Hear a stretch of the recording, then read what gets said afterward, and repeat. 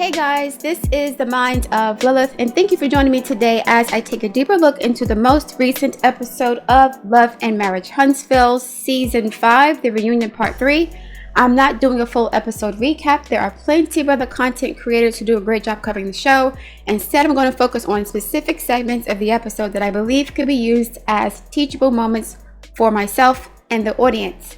So, Tisha said that Melody has a dark spirit or a dark soul because she doesn't know how to forgive. Martel said the same thing. And I'm going to share a personal story with you guys, a very personal story, okay? So, my parents were married for a long time. And at one point in my parents' relationship, my father did something to my mother that I thought was very disrespectful and pretty much unforgivable, right? And so after he violated my mother the way that he did, I stopped acknowledging him. I stopped talking to him. I stopped looking at him.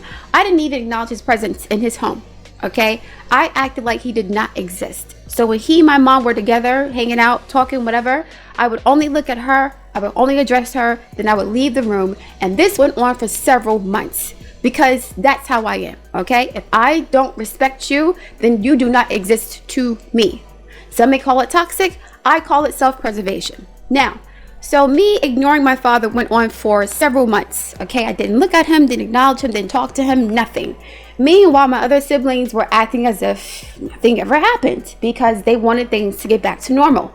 To me, after what he did, there was no more normalcy, right? He destroyed whatever normalcy there was with his behavior.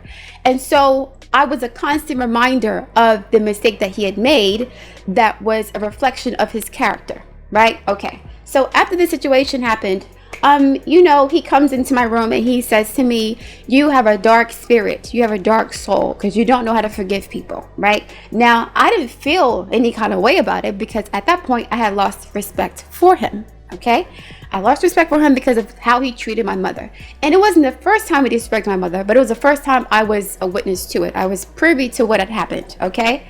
So I learned from my experience growing up with my family, with so-called friends, with so-called coworkers, that the first time somebody disrespects you or violates you, you have to ask yourself why you should remain in this relationship. Now, I'm not talking about having an argument about politics or disagreeing about where to eat or some petty nonsense. I'm not talking about pettiness. I'm talking about blatant disrespect that violates your security, your boundaries, your privacy, your reputation, whatever, right?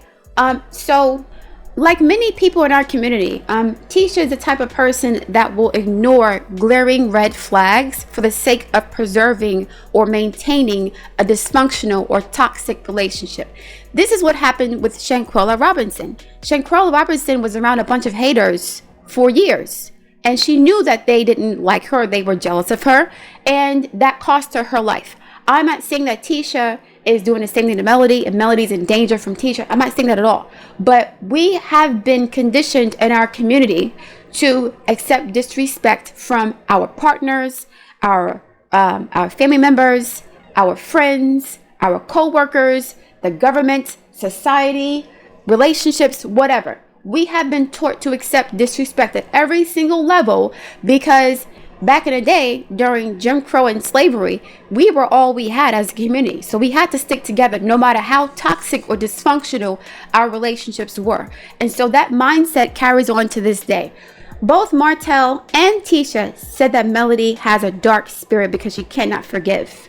So how many times did Melody need to forgive Martel before she didn't have a dark spirit? Because every time she forgave him, right, he slapped her in the face and became more disrespectful to the point where he got somebody else pregnant and allowed his disrespectful mistress to disrespect her, his marriage, and his family. How many more times did Melody have to forgive Martel before she became good enough, right? So Melody isn't good enough, or she's not a good person, or she's an evil spirit because she doesn't trust people who violated her. This is a problem that we have in our community. This is why there's so many black women who have to let go of lifelong friendships with other black women because they realize in their 40s and their 50s that, oh, wow, she was never my friend.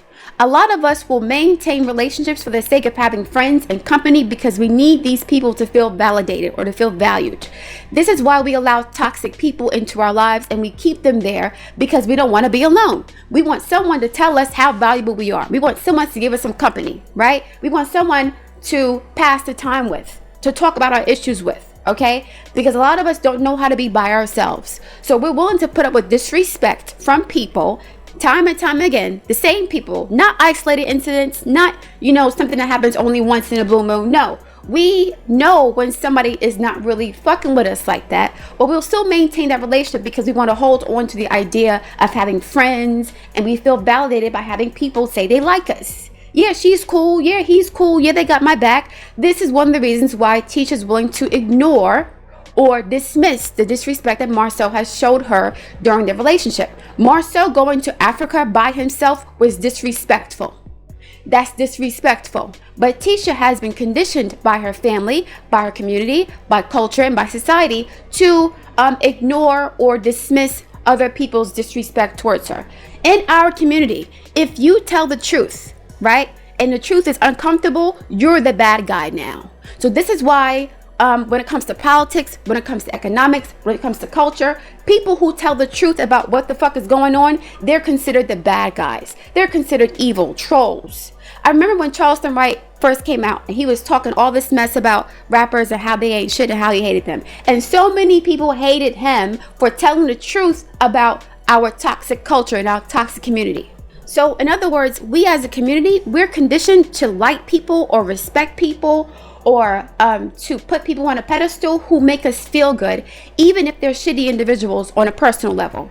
So if somebody has swag, or if somebody's cute, or if somebody has money, it doesn't matter that they're a pedophile. It doesn't matter that they're a criminal. It doesn't matter that they're a hooker. It doesn't matter. As long as they look good and they make us feel good, we accept them. We accept dysfunction and abuse in our community because we do not value ourselves, okay? So Tisha wants Melody to not value herself to the point where she is willing to forgive her husband or her ex-husband for disrespecting the hell out of her. Tisha wants Melody to be friends with individuals who do not have sympathy or empathy for her in her darkest moments. She wants Melody to be needy just like her, and so does Martel. So at some point in the episode, Carlos King starts to cry because he is concerned about Martel holding his feelings in, and you can see Martel holding his feelings in. He's going to have heart problems if he keeps doing that. Both Martel and Melody are holding their feelings in. And so Carlos was like, I'm so worried about you because I know you want your family back. I know you miss, your family. I know you regret certain things. And Martel was like, he regrets the dynamic that they had. And Melody was getting emotional too because, they both missed that dynamic. They were good friends to each other. This divorce was very hard on both of them. Carlos asked Melody if she would do anything differently, and she was like, I would listen more. And Carlos talked about how a lot of professional women, they put their careers before their family, and they have to make sure that their husband is good, otherwise he'll feel neglected. And Melody was like, well, we did everything together, regardless. Like, even though I'm career oriented and I feel validated by my career, not by my husband, Ariane feels validated by a man. Melody doesn't feel validated by men. That's what Martel wanted Melody to be. He wanted Melody to be someone who needed him, but not really needed him. So anyway, Melody feels validated by her career accomplishments, but even still, she brought Martel with her. She still went on trips with him. She still had sex with him. She was pregnant all the time, she said, right? We see that they have 4 kids. She was pregnant 5 times within a few years. She was still cooking for him. She was still being everything she could be, but guess what? It was not going to be enough because Martel is a cheater at heart. That is why he is not committed to Ariane. That's why he's not committed to Shari.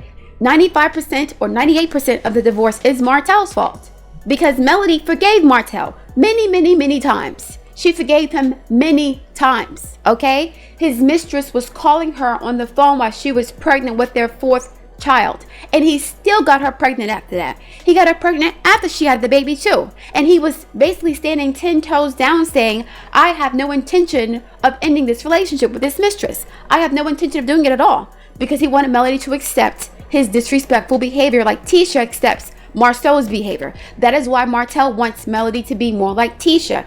He wants her to forgive and to act like nothing's happened so that he can continue to violate her again and again and again. That is what many people want in our community. If somebody feels entitled to a relationship with you after they disrespected you and violated you, they don't care about you as a person. They see you as an object, a tool, or a resource, okay? Again, if somebody feels like they're entitled to be in your life after they violated your boundaries, after they violated your sense of security, after they disrespected you, then they don't really care about you, because they should give you the grace to say, you know what? I don't want to deal with you anymore because I don't feel safe around you, okay? I don't feel like you wish me well. And as I become more successful, and as I become more popular, and as I become more beloved and rich and whatever, I'm going to have to look behind my shoulder, look over my shoulder at you, because I know that in the past, you were hating on me for much less. So imagine me becoming more successful, right? Imagine me getting more money and more resources and more whatever, and you're still my friend, but you've been talking shit about me behind my back for years. These are the kind of people that will spill all of their friends' tea once their friend becomes successful. I'll give you an example. I knew somebody who was like struggling a lot when they were a kid. They grew up really poor and they became really, really successful when they got older. So one of this person's so-called friends, they basically started telling this person's private information to people in their circle because, okay, so once that person got more successful and they made more money, they upgraded their social network and they upgraded their zip code, right? So they were in a whole different arena, but they kept this person around them. What that person would do is that person would occasionally remind them of their struggles, of how far they came. Like, I remember when you didn't have shit, right? I remember when you were struggling. Don't forget where you came from. Kind of like checking them to humble them so that they don't feel too good about themselves. And this person had to eventually cut their so-called friend off. But this had been going on for years, for a long time. And I warned this person about their relationship and they didn't listen to me anyway. They didn't listen to me. So yeah, you cannot keep snakes around you. Yes, Melody may seem heavy-handed to individuals who have never been through this before, but take it from me, as someone with a lot of experience in this area, from childhood to adulthood, okay? The first time a so-called friend betrays you, I didn't say argue, I didn't say have a misunderstanding, I didn't say, not take your phone call. No, a real true betrayal, the first time that happens, you have to let the shit go because it's not going to stop. It's a reflection of how they see you. The way they treat you is a reflection of how they see you and how they feel about themselves, okay? So if they see you as an easy mark, they're going to take advantage of you. They're going to try to use you or disrespect you. They're going to try to hurt you to make themselves feel better, right? So Melody protecting herself from Martel does not make her a dark-hearted person. Melody making sure that she only surrounds herself with people who have her back 100% is not her being a dark-hearted person. That's her practicing self-preservation. Remember, self-preservation is the highest form of elevation. If you don't put yourself first, you're going to end up like Tisha or like Monique from Love After Lockup, right? Women who feel validated by others to the point where they will allow themselves to be disrespected, abused, taken advantage of, cheated on, lied to, robbed, stolen from, beat up, killed. Like, so many black women go through this issue of having fake friends around them. And as a culture, we're taught that if you're alone, something's wrong with you. Now, that may be the case sometimes, but a lot of people who are alone are very empathic. They're very sympathetic to others, and they're very sensitive to other people's energy. So like myself, even though I have some friends, I prefer to spend most of my time by myself because I'm sensitive to the bullshit. I can see when there's going to be some bullshit as soon as I walk into the room. And this has happened to me on several jobs because I like to dress nice, okay? And I speak pretty good, right? And I'm pretty intelligent, and I'm a hard worker, right? And I'm relatively cute. So I would walk into an office space, say hi to everybody, and I would get the stank face from some people. Now, I don't smell bad. I wear perfume. I look good. I'm clean. What's the problem?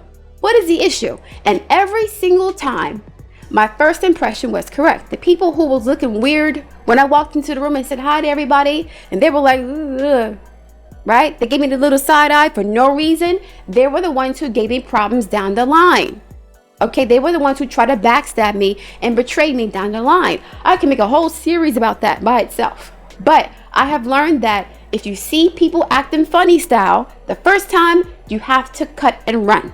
I'm not saying that an argument or disagreement warrants that response. I'm talking about real betrayal. I'm talking about real deception, real abuse, real disrespect, real violation, something that shakes you to your core. The first time that happens, you have to let it go. Let the relationship go. You can be cordial with the person. You don't have to hate them. No, I don't think Melody hates anybody, but she is protecting herself from future damage. Individuals who are self-sufficient and don't need anybody, they get a lot of hate sometimes because we kind of walk to the beat of our own drum and we don't need anybody to validate us. So if I don't need you to validate me, you can't control me. You can't manipulate me. You can't use me. You can't disrespect me. You can't make me feel bad about myself because you ain't shit.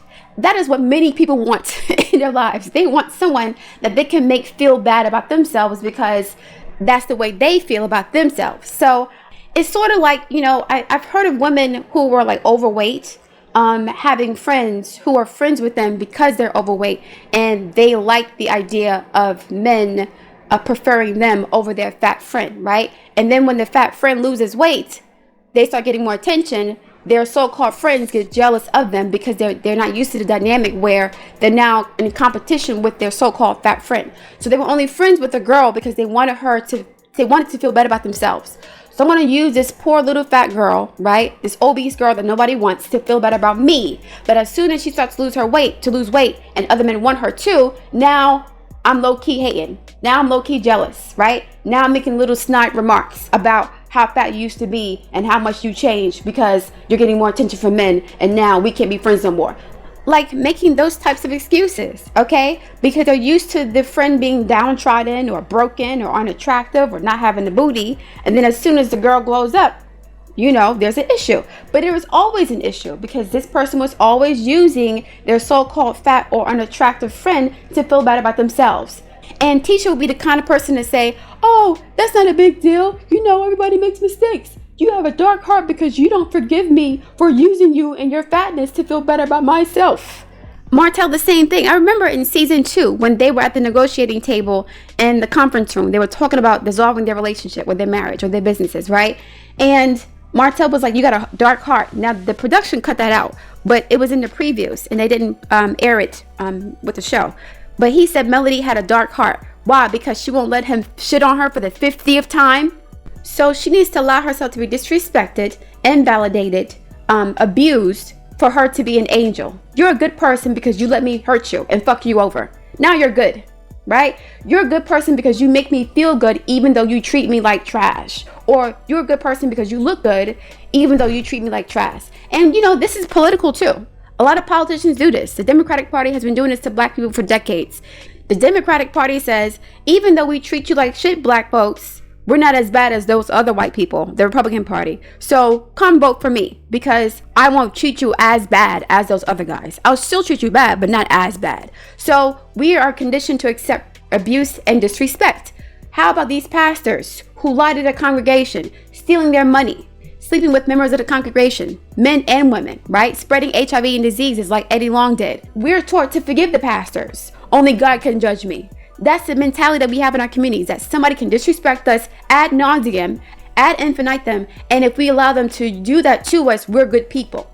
You're a good person because you let me treat you like shit. Just like a slave master on a plantation.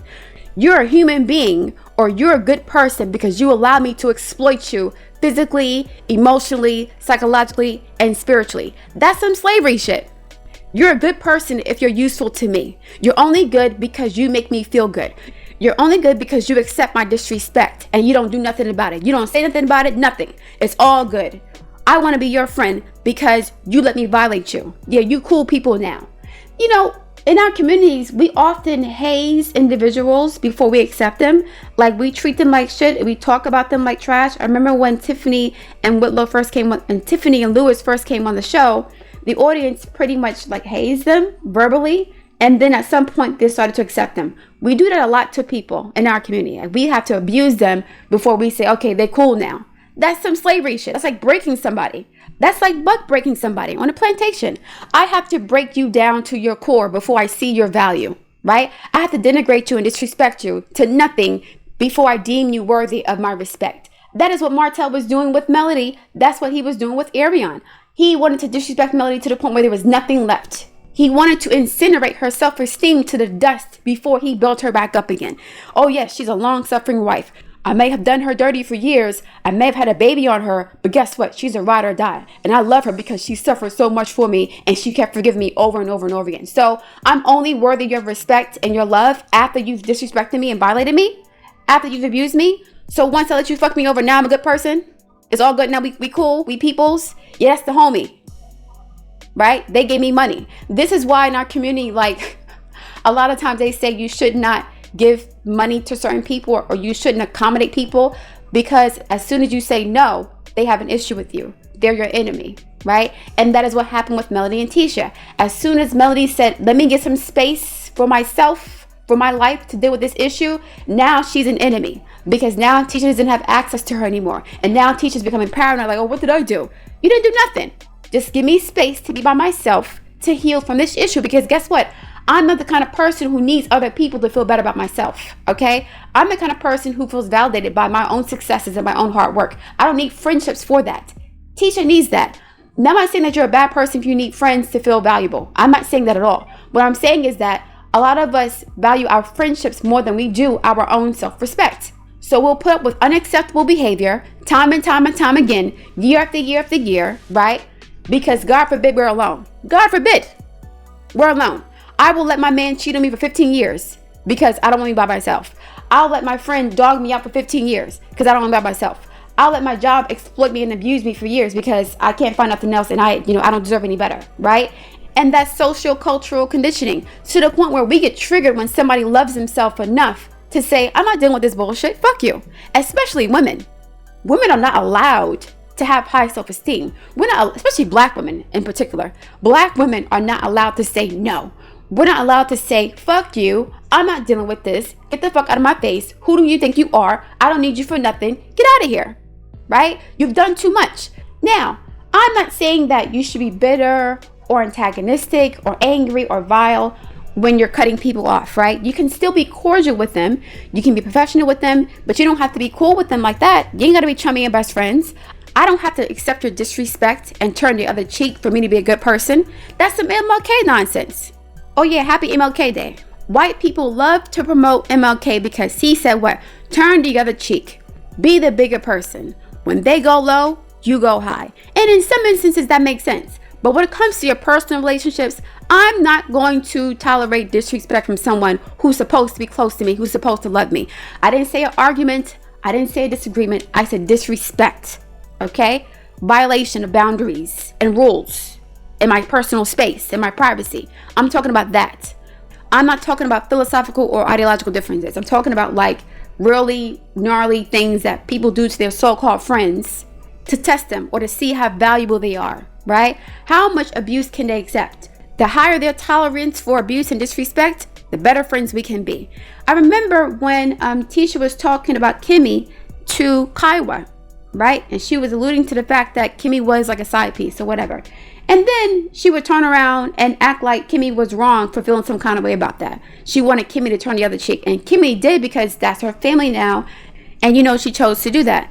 But there was a reason why Kimmy did not want to live on the Scott compound that they're building. She didn't want to live next to Tisha like that. She wanted to have her own life, her own privacy, her own situation going where she could be her own person and not attached at the hip to somebody who needs their friends to validate them or who needs their family to validate them. Like I said, it's not a bad thing per se, but it becomes a bad thing if you're dealing with dysfunctional, toxic, or abusive individuals who need to hurt you to feel bad about themselves, right? White people want us to be MLK and not Malcolm X. Malcolm X said, if you mess with me, I have the right to defend myself with equal or greater force. In the beginning, that was not Martin Luther King's message, okay? But he was a CIA plant. Anyway, that was not his message. So they love to promote that in our community. Turn the other cheek. Let people abuse you and take advantage of you and use you. Look at the music industry. How many of our people have been exploited by record executives? One of the reasons why black music gets promoted so much is not because it's good, right? Not just that. It's because we're easy to exploit. It's easy to take advantage of black people, okay? Poor black people at that. Very easy. So yeah, we have been conditioned in our community to accept abuse. And if we don't accept abuse, we're the bad guys. We're the ones who are ostracized because we're the whistleblowers. We're the ones who don't want to lie down and pretend like everything is all good when there's a molester in the house, when there are criminals on every corner. This is one of the reasons why, too, a lot of us condone criminal activity or behavior as long as it benefits us. And the ones who call out the bullshit and say, no, we shouldn't be doing this to our own people. We shouldn't be selling drugs. We shouldn't be committing crime. We shouldn't be prostituting. We should carry ourselves with respect. We attack those people who are calling us out for our poor behavior. We have to undo this brainwashing, okay? We have to re-educate ourselves on how to treat each other better so that poor behavior is not acceptable, okay? Dysfunction is not acceptable. Abuse is not acceptable. Cheating is not acceptable, right? We have to get to the point where we have higher standards for ourselves so that we can treat each other better. Because if cheating 50,000 times is not enough cause for divorce, lest we be called evil and dark-spirited and a devil, right? If that's not enough disrespect, then what is enough? What is enough? When do we draw the line and say, you know what? I'm not going to tolerate this anymore. I don't want to deal with you anymore. I don't like you. And it's okay. Melody is still very angry with Martel because he forced her to stop loving him. He forced her to file for divorce and basically break apart their family. Martel's actions did it, but she was the one who filed the paperwork. She resents the fact that Martel made her break her loyalty to him because I think she took her vows very seriously. Melody did not want to leave Martel. She didn't want to leave him. He forced her to, and she's very angry with him for that to this day. And I don't think she's forgiven him yet. She has not forgiven him yet. She may have moved on to the point where she doesn't want to be with him anymore, and she's okay with him being with other women, but she hasn't forgiven him for that yet. I don't think she has. Absolutely not. Because she still gets very angry when they talk about their situation. And so does Martel. They haven't forgiven each other yet. And that's fine. It's only been a couple of years. It takes time. But to say Melody has a dark heart because she won't let somebody fuck her over, that's abusive and dysfunctional behavior. That is an unrealistic expectation. And I don't know if I mentioned this earlier, but why didn't Tisha say Martel has a dark heart after what he did to Melody? Because she likes him as a person? Because he smiles with them and jokes with them and he's all chummy and funny with them? Why is he not a devil or a bad person for having a 5-year affair and a girlfriend and a baby on his wife? He's not a bad person? There's no smoke for Martel? Why? Because he makes you feel good? So forget him having poor character and poor impulse control. Forget him disrespecting his family. Forget all that. Martel is the reason why Melody and Tisha are not friends right now. Because their relationship broke apart because of what Martel was doing. But Martel's okay because he's a cool guy. He's funny. He acts like ain't nothing happened. He has a short-term memory. It's all good with him. Martel thinks that he's a good person because he can maintain friendships with people. That's what makes you a good person. Do you know narcissists have many, many friends? Do you know that Kimmy was saying that Martel is a good guy while he was smashing his mistress and getting her pregnant for the 3rd time? While Melody was pregnant, he was still a good guy then? That means nothing. The amount of friends you have means nothing relative to the quality of your character. A lot of fake people have many friends. Real people don't have a lot of friends. People who keep it 100, who care about you enough to be honest with you about things you're doing wrong, right? They don't have lots of friends because we're Debbie Downers, okay? We're the wet towels. We don't want to turn up. We don't like turning up when the house is burning down. We're like, okay, we got to fix this problem before we can get to the next level. But some people don't want that. They want to be high all day. Not high as far as weed, but high on deception, high on illusion and fantasy of how a relationship looks versus the quality of that relationship. So I'd rather have a shitty friend than no friend at all. I'd rather have a shitty man than no man at all. We have to get out of that mentality. All right, guys, I'm going to leave it there. I look forward to reading your feedback. Please like, share, and subscribe, and I will speak to you soon.